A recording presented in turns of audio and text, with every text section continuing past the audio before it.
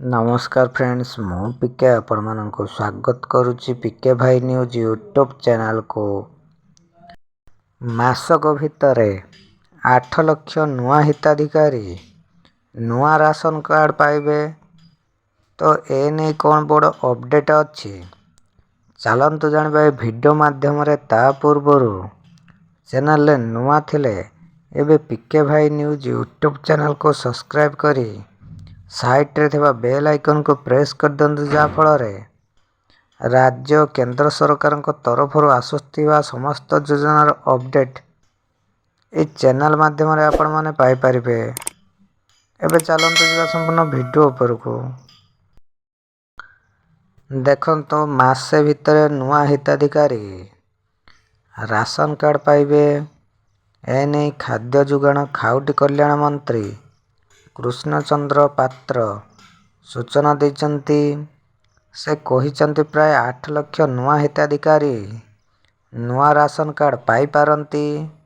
एथिसह अयोग्य हिताधिकारी को बाद प्रक्रिया भी आरंभ होईची।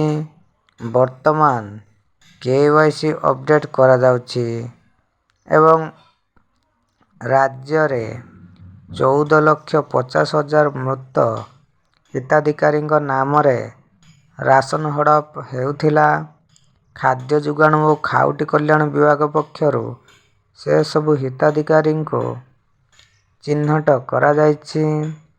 सेमानक स्थान रे नूतन हिताधिकारी को सामिल करा जिवो बोली जुगाण विभाग रे जड़े वरिष्ठ अधिकारी कहिथिले। जातीय खाद्य सुरक्षा आईन NFSA एवं राज्य खाद्य सुरक्षा योजना रे नूतन राशन कार्ड पाइबा पाई प्राय 10 लाख रु ऊर्ध्व हिताधिकारी आवेदन करथिले।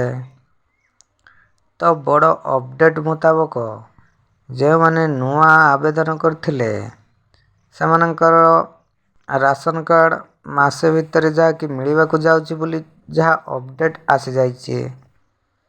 तो यह तो थिला आपण मानक पई बहुत बड़ अपडेट न्यूज। एही भली इंफॉर्मेटिव वीडियो पाइबा पाई आम चैनल पीके भाई न्यूज यूट्यूब चैनल को सब्सक्राइब करी साइट रे थिबा बेल आइकन को प्रेस कर दियंतु, जा फल समस्त खबर अपडेट चैनल माध्यम रे आपण माने पाई परिबे। थैंक्स।